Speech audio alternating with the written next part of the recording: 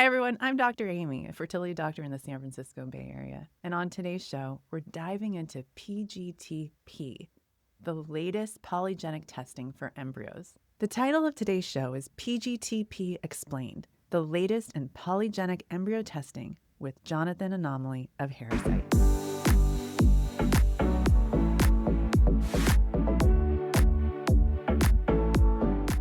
My guest is Jonathan Anomaly, Director of Communications at Herasight, a company that develops embryo screening tools, including polygenic testing for disease risk prediction. Before he joined Herasight, Jonathan was a philosophy professor who focused on the ethics of reproductive technologies. I'm excited to include him in my current series about cutting-edge technologies and fertility medicine. Welcome, Jonathan. Thanks for having me, Dr. Aimee. To lay the groundwork for this discussion, can you explain the basics of embryo screening and the differences between monogenic and polygenic tests? How does it differ from PGTA or carrier screening? Basically, give us a lowdown. What is PGTP? Yeah, I don't want to encroach on your territory here, No. but yeah, here's the overview. So your patients, of course, have probably heard of PGT-A, pre-implantation genetic testing for aneuploidy, the chromosomal abnormalities like Down syndrome.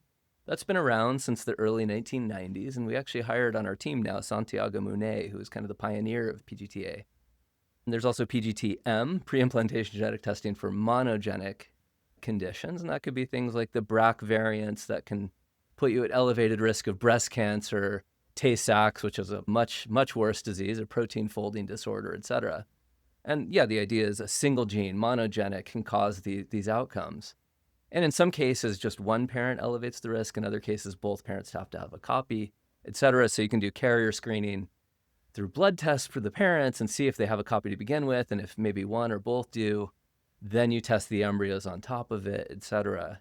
And PGT-P is just the latest PGT, right? So it's P is for polygenic, and instead of one gene causing a particular disorder, the vast majority of diseases and traits, like say height or even eye color, are caused by hundreds or thousands of small genetic variants that add up to an overall risk. And so just to take an example like breast cancer, everyone knows these BRCA variants.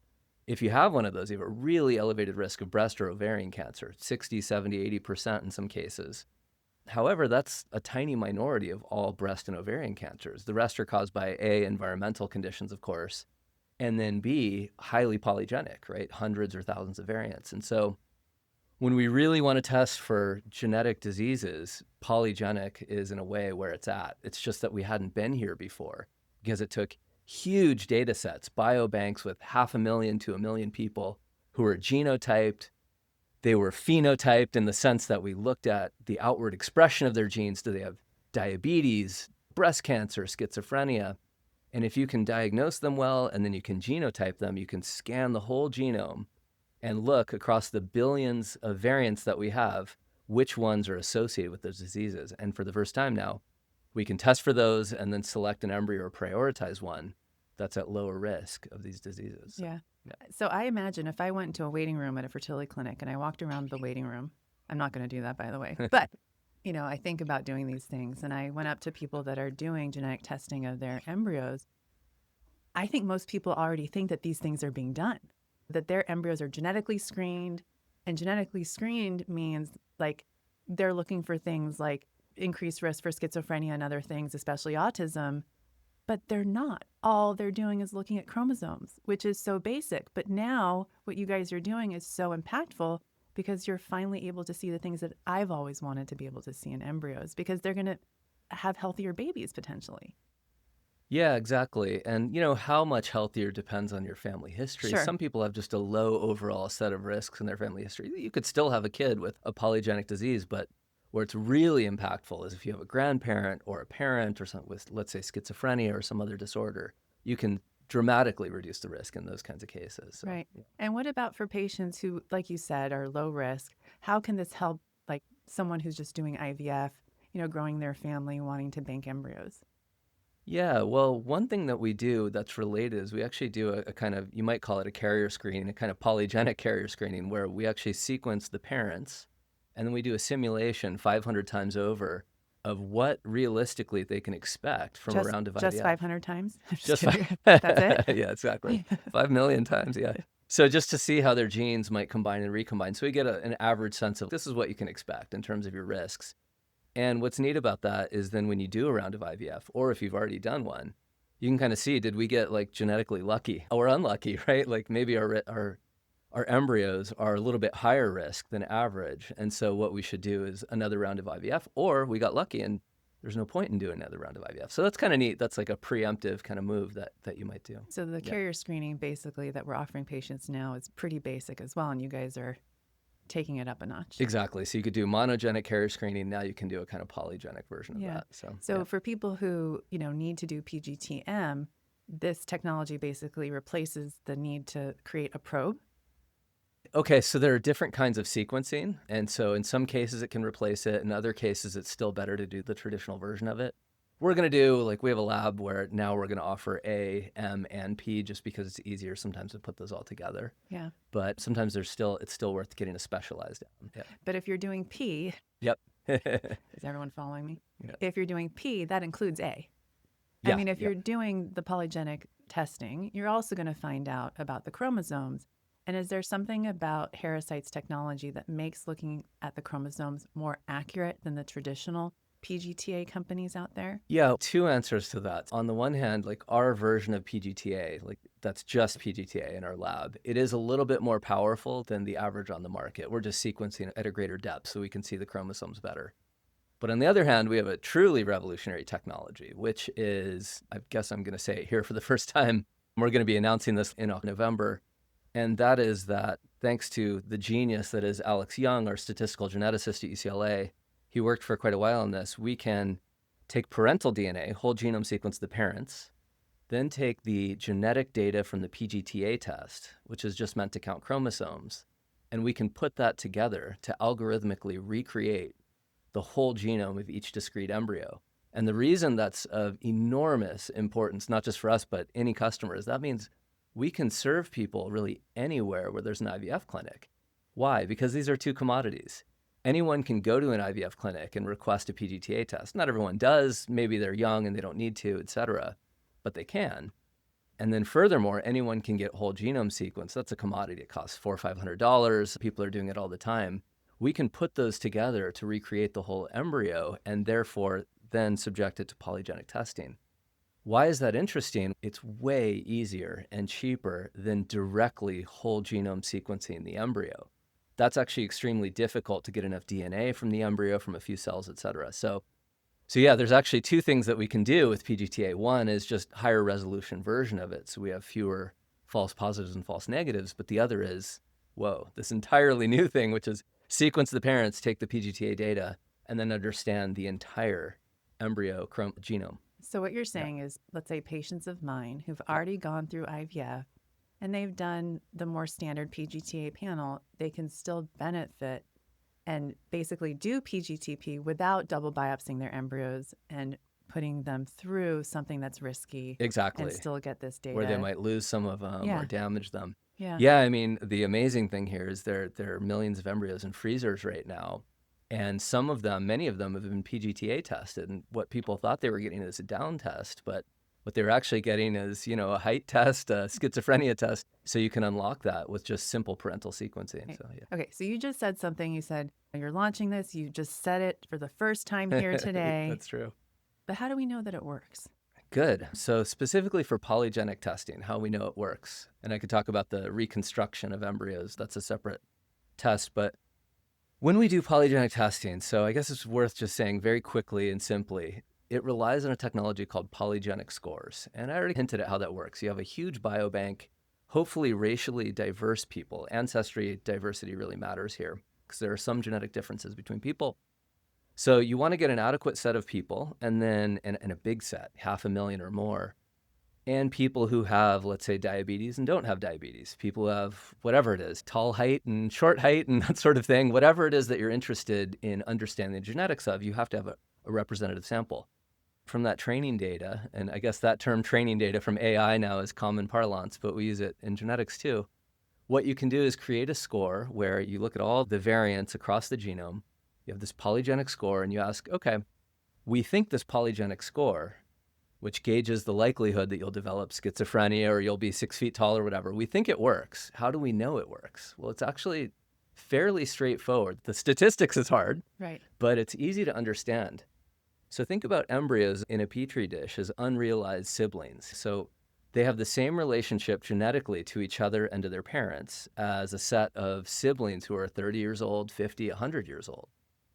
And so if we can use our polygenic scores and take the DNA, with consent, of course, from a Right. bunch of adult siblings, run them through our scores, and we can guess their height within an inch, or we can guess whether or not they have schizophrenic symptoms or whether or not they have diabetes, type 1 or type 2. And you're going to need large samples because once in a while you'll get it wrong, or you might get height off by a couple of inches, even if most of the time you're within half an inch. If you have a big enough sample, you can see, does this predict the traits of adult siblings? Mm-hmm. And if it does, since your DNA doesn't change from the time it's an embryo to the time you're 100 years old, Right. then it's going to predict at least the genetic component of embryos. Now, I should say just really quickly, obviously, things like whether it's height or intelligence or it's something like schizophrenia risk, there's a lot that depends on the environment. There's a lot that depends on things we don't know. We're just addressing the genetic part of that. So. Thank you for that answer. You were talking about predicting things. I imagine if I had more kids, I would want children, I'd want to make sure that they had hands as large as mine. I'm just kidding. Or a nose as large as mine. I mean, can you do that? Well, in the future, I assume so. I mean, I think facial features will be pretty easy to do, and there will be large demand for it. But you would need to phenotype people. So you Right. need to measure that stuff for hundreds of thousands or millions of people. And for obvious reasons, you take a biobank like the UK Biobank. What do they want to do? What do they exist for? To promote health. That's their mission. And so, of Right. course, their main thing is they want researchers to develop polygenic scores that help existing adults predict their own life trajectory. Am I at high risk of whatever it is, prostate cancer, schizophrenia? If I am, maybe I'll intervene early. Similarly, and for the first time in the last few years, for embryos. So I take it the UK Biobank is not going to want to predict like Well, that's what I was nose gonna shape say. or whatever. I mean, I but could, my maybe. earlier intervention would be an earlier nose job. I never had one. Yeah, But I exactly. think that's what ethicists are worried about is Right. that people are going to use this irresponsibly. They're going to create Mm-hmm. embryos that are going to become unused for the purpose of finding a perfect child having large hands like me. As a I'm surgeon, it just is a mess- good, It good is. trait. I mean, it is a really good thing to have Yeah. as a fertility doctor. But I'm Yeah. sure you get a lot of that kind of pushback. Yeah, of course. Yeah, so first of all, we're not really offering much in the way of aesthetic traits. We do some, for example, height. But when you look at height, and we've watched a lot of people make their decisions, I usually don't. It's a genetic counselor and that sort of thing. But I have had experience with the customers, and usually they're not obsessed with one particular trait, especially not height. The first thing they're going to do typically is look at their family history, look at the risks that really detract from quality of life. And then they're going to look a little bit at superficial stuff. We all do. Why wouldn't Sure. we? But it's not like everyone is maximizing height or that sort of thing. And in fact, our CEO is extremely tall and he wants to select for shorter children if he can, because there are real health risks if you're above. I think the line is usually around 6'4", 6'6", something like that. Once you get up to 7 feet, above 7 feet, you live substantially shorter. You have heart defects. You have all kinds of problems. So it is a real worry. Yeah, every Yeah. single one of the families that I've worked with that are, working with Herasight, not one of them are doing it for aesthetic reasons. Yeah. It's yeah. all about health Yeah, and exactly. having healthy children. Yep. Yeah. And for me, the thing is these embryos are already being created. The data is there. Everyone has the right to learn whatever they want to learn from their embryos and then make the best decisions for themselves. Yeah, and that's kind of what we do. So we have a genetic we actually have a couple of genetic counselors, and that team will grow, I'm sure, as our customers grow. But we want to make sure everyone understands the results. They have zero pressure to select in one way or another. In fact, we even have mechanisms where if you don't want to see certain traits, we can basically blank them out so that you can't see them. Right. And yeah, some people just want to focus on health traits. It's very rare to just get like an obsession with that. Let me actually say one other thing, though. You had mentioned fears about the perfect child. And one way in which we visualize the kind of choice between embryos is we have this embryo comparison tool. And it just plots for any given embryo, like is it high risk of diabetes, low risk of breast cancer, high risk of this. And every embryo is really a trade-off. Like the idea that there is a perfect embryo, perfect kid, Right. it's just wrong because that's Right. not how things work. And everyone has their own values. And, I like to say, I prefer having a healthy life early in life, but other people want to live as long as possible, even if Right. it means they have a higher risk of Alzheimer's or whatever. Right. People make their own choices, their own Right. trade-offs. What about birth defects? I mean, for me, when I transfer an embryo that's described as chromosomally normal, it's just heartbreaking for that baby to, let's say, have a severe heart malformation. Is there anything about Herasight's technology that could predict that? Yeah, I mean, various versions of it. So we have a really good score for coronary artery disease, which is the main cause of heart attacks later in life. And I like to use this as an example. Our lab head, Justin, always uses this as an example. For people who are skeptical of polygenic testing, they say stuff like, well, it doesn't work very well. Sure, it reduces risks a little bit, but it's not worth it.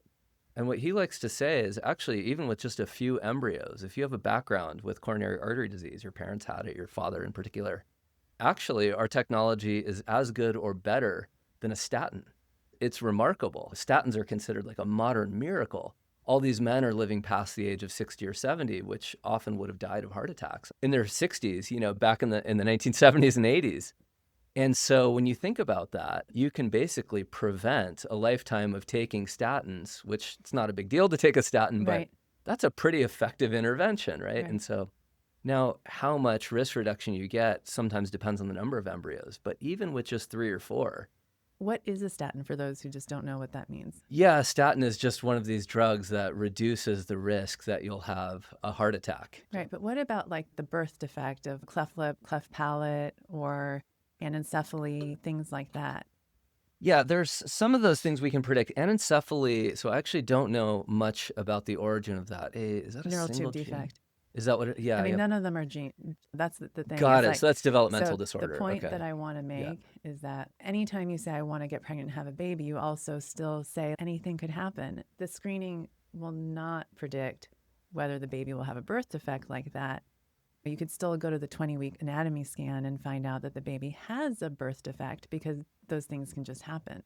Yeah, so some of those developmental disorders just Yeah. happen, and then even the genetics that we can predict. Right. I mean, there are things you can do. If you don't give your kids iodized salt, they'll Right. lose 20 IQ points or whatever it is right there. Right. Or, leaded paint. So there are all kinds of things we can't control, but we can shift the probabilities. And maybe that doesn't matter if you have a really trivial problem or something, or the wrong shaped nose or something. But if you have a serious risk of schizophrenia, it's devastating. Like people who know actual diagnosed schizophrenics, like nobody would choose to have that disease. And yeah, that's really Right. what we're doing. So you just mentioned something that made me think of another question, and that's like, how many embryos does a person need to benefit from this technology? Should people do it if they just have one? Should it be 3? Like, what's the magic number? Yeah, I guess it partly depends on what your plans are for IVF. So if you just have one embryo and you're deep into your 40s, you might not get another viable embryo. And so you might want to just implant that. So a little bit depends on, whether you can and feel like you can afford another round of IVF, et cetera, so that you could have some comparison. But yeah, I mean, it's of course conceivable that you wouldn't even use a single embryo if it had something really terrible. Most polygenic traits are not going to be like that. It's usually going to be monogenic. If you had Tay-Sachs, most people just choose not to implant. That's just for obvious reasons. It's devastating. Right. It's as bad as the disease gets. But otherwise, even with just a few, there's a little bit of genetic luck, right? So sometimes you're going to get some that cluster closer to each other genetically, and so there's not as much difference. Other times there is, so it just depends on that round. But even with as few as 4 or 5 embryos, you can get pretty significant differences in the traits that you care about. Yeah. Right. And I have a lot of patients who see me over the age of 45, and as we all know, age damages eggs, and they'll use egg donors. In those cases, patients have many embryos. Yep. So do you see people in the future using Herasight's technology when they're using an egg donor? Yep, we do have a fair number of egg donors. We also have, some of them are doing IVF electively. In fact, quite a few are doing it electively in order to, and some even without a family history of disease, some don't, but simply because, they can afford to do some extra genetic testing and they want to take every measure they can to reduce risk. And so if you can give people even a 20% risk of a better life genetically at the beginning, it's a one-off cost and Right. everything else is a little bit easier after that. So it Right. makes sense even when you have just a few embryos. When I do genetic testing for my patients, they assume actually that I'm screening their embryos for autism, and I'm really not. So can you tell us a little bit about like how Herasight helps with screening embryos for autism? Yeah, sure. So the idea is like we don't have a comprehensive test for all forms of autism, but we do have a neurorisk score, which is associated with some forms of low functioning autism. So there's a portion of the population that has these rare genetic variants that interfere with normal neurological development. Some of that is conditions like dyslexia. Others are associated with low functioning autism, which is a much bigger deal. And so we're starting to capture the full genetics of it, but we're not quite there yet. And then some portion of it is environmental in the sense that male age is also a proxy for low functioning autism. And we can't really do anything about male age. If you've Right. got an older client, we're going to serve them, and there's just going to be a slightly higher risk of Right. autism. Right. Yeah. No, I think that's a really important point. When I have an intended father or a patient who's over the age of 50, I make sure that they know that from the outset. And I say to them, it's really important that you know this before you start trying or grow your family, because I would hate for you to find out later that maybe you should have used a sperm donor. Women at 50, they're all using egg donors. So there's no reason why men shouldn't be counseled in the same way. That's right. And I could say one more thing. It's not really a plug for us, but it's this idea of freezing your sperm when you're young. I actually really like the idea. People talk about freezing eggs. It's very easy, very cheap to freeze your sperm. Now, it's not that they're in short supply, as you know. With eggs, the quality and quantity decline with time, but with sperm, the quality does decline. Quantity doesn't. But for that reason alone, I mean, why not just freeze sperm when you're 20 and you can just bank it and keep it in a freezer for a couple $1,000 and use it later. So, exactly. So I started egg freezing party back in 2014. I actually did start sperm freezing party, but I thought that was really weird because you could actually freeze sperm at those parties. And I'm like, I'm done. It got a little awkward. Yeah. But yeah, I definitely. Sounds like a fraternity party. It does. But I definitely promote that very concept. A lot of the information you're sharing with us today is complex. And for some people, it might be too much, but yet they're still interested in learning more. How can someone learn more about whether this is for them or not? Yeah, I mean, there's the usual, ask your doctor and do some research. The problem is a lot of doctors, a lot of even fertility doctors who are specialists, they don't and they can't keep up with all the latest statistical genetics research. How could they? So these are PhDs in completely different areas that are totally specialized. And so yeah, it's really hard. Like, it's easy to figure out PGTA, PGTM. They've been around 30 years. PGTP is really new, and there's quite a bit of difference between the companies that are offering it. So you can read about it in general. Come to our website, and we have, for example, an IVF calculator. You can see, your age, your station of life. What's the likelihood you'll get a certain number of eggs, and how many embryos are you likely to get from those? How many euploid, that is non-aneuploid embryos, et cetera. We have a tool where you can actually plug in the number of embryos you have or expect to have, 3, 5, 10, and even your ancestry, right, which matters a bit. So East Asian, Hispanic, et cetera, and kind of mix and match that. And then you can see like what real risk reduction you can get. And if you want an explanation of that and a justification, because everyone should demand evidence from any company that offers this, we publish our research in journals, but it's on our website first. So we've got our white papers, our shortened kind of Substack post version of it for the easier version, and then tweet threads and stuff. So yeah, on Herasight.com, we have these tools, we have these papers. And of course, for our customers, we have genetic counseling. We try to make absolutely certain people understand all of this is probabilistic. But then again, life is probabilistic, right? Every time you get in a car, there's a probability you're going to crash. You're not going to get to work on time. And so I think people are just going to have to get used to the fact that medicine is probabilistic, polygenic selection is probabilistic. As mentioned, even the BRCA genes for breast cancer, if you have one, they don't guarantee you get breast cancer. It's like 60, 70% risk. So people are already thinking like this. I think they're really capable of going another step and treating all the other diseases as probabilistic, just like the ones that we know about. So a patient goes to her doctor and says, I want to work with Herasight's platform. Please run those tests for me. Yep. And the doctor says, I don't believe in it. It's unethical. What is a patient to do? Go to Dr. Aimee, obviously. Well, okay, let's say there's no Dr. Aimee. Let's say there's no Dr. Aimee. Yeah. Yeah, I mean, there are clinics across the country and across the world where doctors are quite receptive to this. Mm-hmm. And there are quite a few in California, for example. But yeah, unfortunately, you might have to move clinics. You might have to have your doctor call with the company, that sort of thing. Some are open-minded, some aren't. I think that's always going to be true for cutting-edge technology. I mean, I just wrote a paper on this with Santiago Munet on the history of PGTP and even IVF. And we looked at the headlines, in the 1970s of doctors expressing shock that anyone would dare to do in vitro fertilization. And just a few years later, when it was clear that it was helping people grow like healthy families, just universal support. Now, I don't know that there's going to be universal support for what we're doing. There are some objections that are religious and so on. And we have a professional debater in a way, right? I've written a book on this. I was a philosophy professor, but I have no interest as part of a company in persuading everyone you have to do this. People make their own decisions. Do you have a find a clinic search on We your do, yeah. website? Yeah. Okay. Right. Well, it's not on our website. It will be in a month or two. We have a person who's just specialized in matching patients with clinics. Got it. Our go-to is always Dr. Aimee, we're number one. But obviously, if you're, in another part of the world, and this is going to be an increasing audience, right? Because we have this way of reconstructing entire embryo genomes. We have some people who are maybe there in Europe and it's illegal in lots of Europe, but maybe their spouse is in a country where it is illegal. And so they would go there, et cetera. I mean, I can't imagine there's going to be more to come in 5 to 10 years, but do you see anything revolutionary happening 5 to 10 years from now? Yes. I saw something revolutionary happen this week, which you probably read about. I don't think it's ready to go yet. We've had in vitro fertilization for decades now. Then we had these pre-implantation genetic testing, these new versions of it, A, M, now P.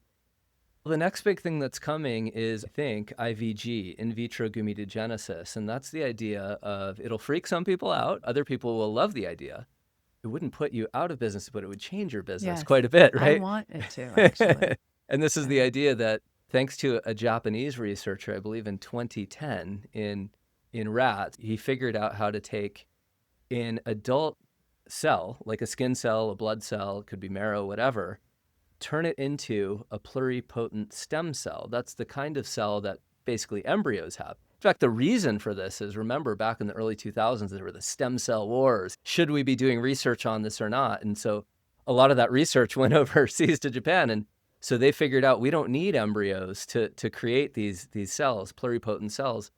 We can take your own cells, basically reverse age them, put them in a prior state. But if you have a pluripotent stem cell, it can become any kind of cell, but that means it could become an egg. And that means from, you could imagine a vial of blood or a bunch of skin cells. You wouldn't need to do IVF. You could create 1,000 eggs just from your own skin. Right.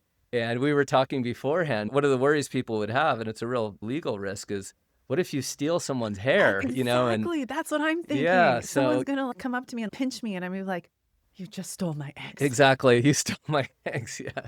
And then he's going to have a slew of children that are related to you, yeah. Yeah, I think that's going to, require a legal framework change. I think before this scales, it's going to be easily a decade.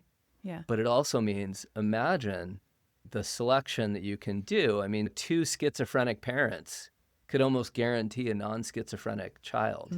Like, that's pretty remarkable. Whereas with just 2 embryos or 4 embryos, you're going to be able to reduce the risks even substantially, but not get them down to near zero. So again, this is going to freak some people out. I think it's great. I think it's interesting. Oh, I mean, since I started as an IVF doctor, I've always said there will be a day where women can get pregnant through IVF without injections, without a needle into the ovary.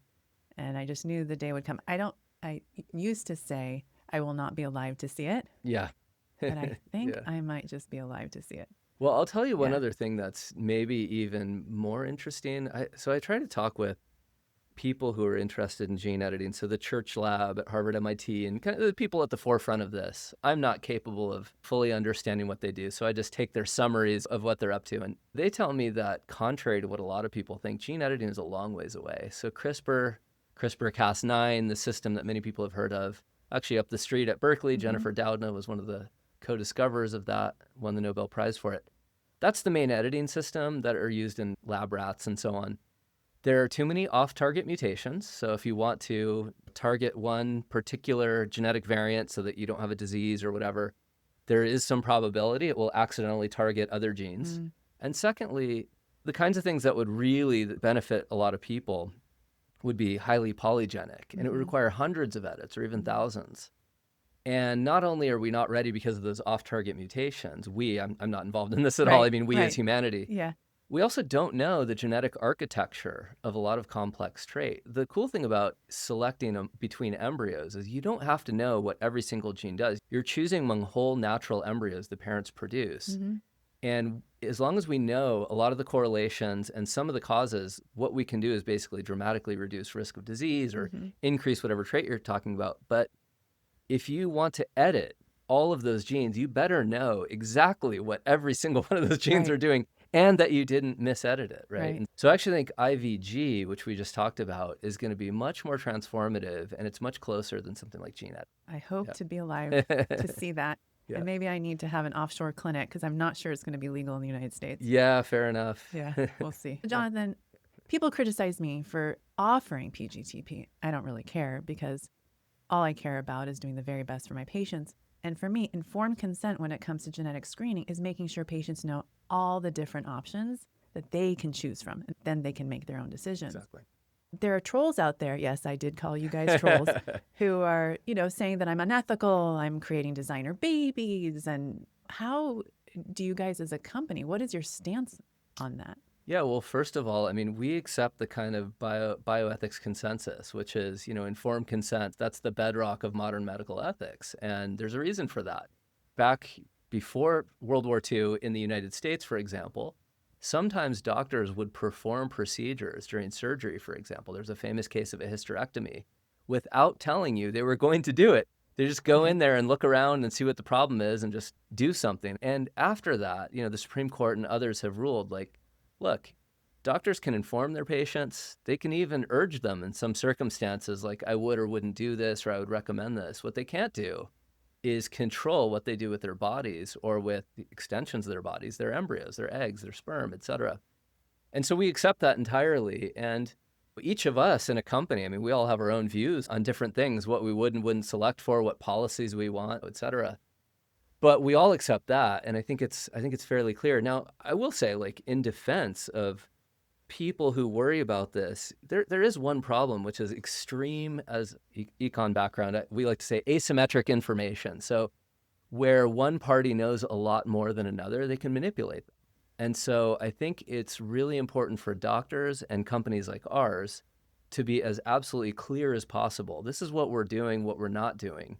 This, if there are downsides to what we're doing, here they are, and it's up to you to navigate that. We're not going to decide for you. So I just think it's pretty straightforward. We should inform people as much as possible and then defer to their values and their choices. Yeah. And what about the critics who say this is just for wealthy people? Well, like all technologies, of course, wealthy people are going to afford it first. So, of course, markets naturally drop prices and increase quality. But the other thing is, there are places like California, for example, that has just decided to subsidize IVF. I think Israel has decided, China, there are other countries too. And, there is some worry that, over the next 10 to 20 years, some of these technologies will be more affordable to the rich. Some of that's inevitable, but there are solutions. So again, insurance companies, government mandates, et cetera. I get a little worried about governments going too far in this realm. So in the Middle East, sometimes they're like Qatar and some of these countries, they're making genetic testing mandatory. I don't know if that's too far or not, but I do worry a little bit as the government gains more power over reproductive choices. I think there are solutions to this problem of access, but every solution has a trade-off. How much do you want to empower governments to engage in these kinds of mandates? Jonathan, thank you so much for coming on today. Is there anything else you'd like to add or feel fertility patients need to know about testing? Definitely doing your research, caveat emptor, as the Latins say, right? Buyer beware is always the best advice. So there are a lot of companies out there, for example, and probably physicians as well, but companies what I know about that offer polygenic scores now. There are a few of them, and some are better than others. And I think the key is, I'm not going to try to, self-promote too much, but, ask them, how did you validate your test results? How do you know they work? Have you published papers and put them on your website showing the extent to which they work? Have you validated them across diverse ancestry groups? If a company is offering polygenic scores and they don't take account of your family history of disease or your ancestry, they're either deceiving you or they don't know what they're doing, because this is actually a real issue. Until we have perfectly diverse ancestry groups represented in all biobanks, we actually have to adjust for ancestry. And it's really important to ask those companies, how do you know this works? Prove it to us. We're happy to do that. And then how do we know it works for our specific ancestry? Right. And then where can people find you and Herasight? Yep, we're at herasight.com. And that's Hera, like the goddess, Hera, site, like insight, that sort of thing. I have my own website, but who cares about me? It's just jonathananomaly.com. You got to tell us about your name, Jonathan Anomaly. What an anomaly. Tell me about that name. Well, okay, last time we spoke, I learned that we were at Berkeley at the same time. And that's when I changed my name. It was actually because, on both sides of my family, I have kind of like, on the one side, it's an Ellis Island name because it's Jewish and they changed their name to sound less Jewish. On the other side, it's Dutch and Irish, and we had like a corrupted version of the original name. And so I thought about, I have this arbitrary name.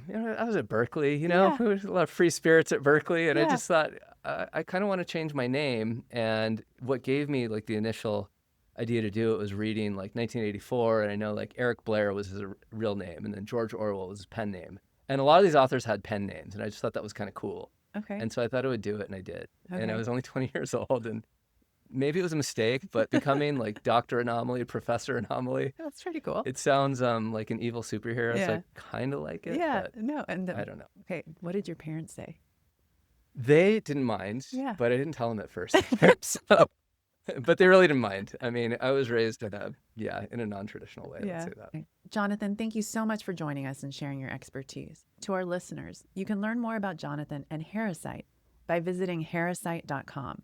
And if you want to dive deeper into fertility, IVF, embryo testing, check out draimee.org or join my next IVF class where you can ask me your questions directly and get guidance tailored to your journey. Don't forget to subscribe on YouTube or Spotify and share this episode with a friend who might find it helpful.